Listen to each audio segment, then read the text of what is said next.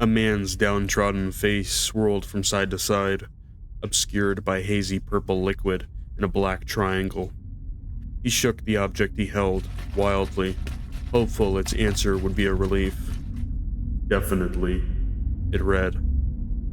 So succinctly it responded, unburdened by the weight of society, of carrying a lifetime of memories and guilt. This plastic oracle was allowed the gift of a singular purpose, and it shared with him its benevolence freely. He exhaled deeply, feeling a touch weightless. "Well, good news. All your tests came back negative. It seemed certain last we spoke, so we had to make sure it wasn't a fluke. But it would seem..." Those words were expelled from his mind as he hurried through the lobby.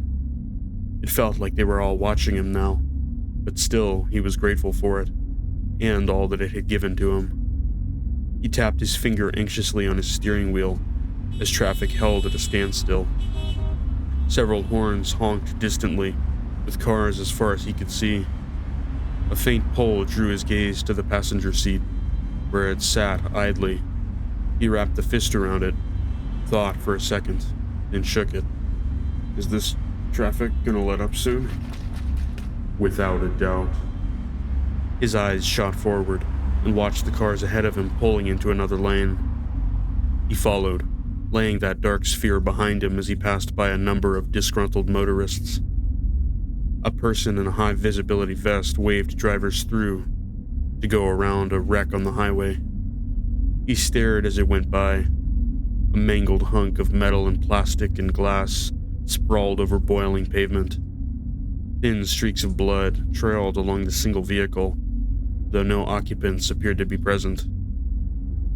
That sight burned itself into his retinas. It was like it had fallen from the sky. He quickly shook the ball again. "Will that happen to me?" His morbid query was met with a stiff answer. "Ask again later." He hesitated for a second, perplexed, then posed something different. "Did they die?"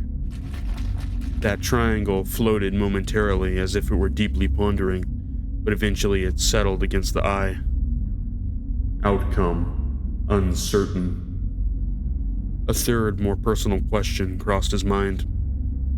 His hand wavered, about to shake, but something stopped him. A deeper part that almost couldn't bear to know the answer. Gently, he set the ball in the other seat and let it be. Light bended around him as the TV thrummed in his skull. Are you sensing anything right now? Low chatter occupied physical space. That noise began to merge with a rumble in his head. It is inhumane to make a man stand. He swallowed nervously, his hands shaking while he leaned forward on a worn couch. People yelled and laughed beyond the window in a parking lot 1 floor down, drawing his vision. Gradually, he looked back to the sphere, placed carefully ahead of him on a dull coffee table. The man fixated on its eye. It knew it all. It had to.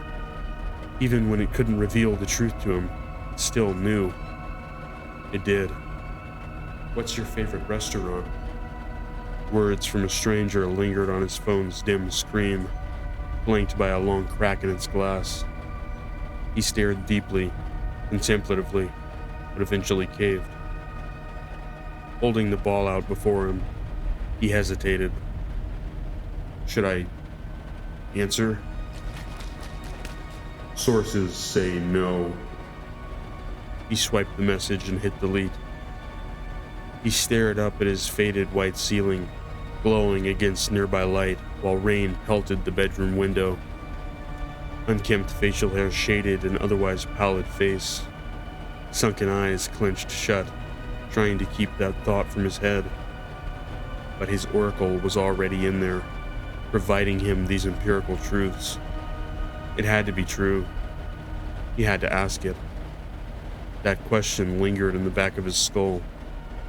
So far, he hadn't been steered wrong. He stormed into his living room and grabbed the ball. He had to know. He hung for a moment, afraid. If he didn't ask, he would never sleep again. Do I still exist? That ball struck the floor of a now empty room with a thud, rolling several times away from his coffee table.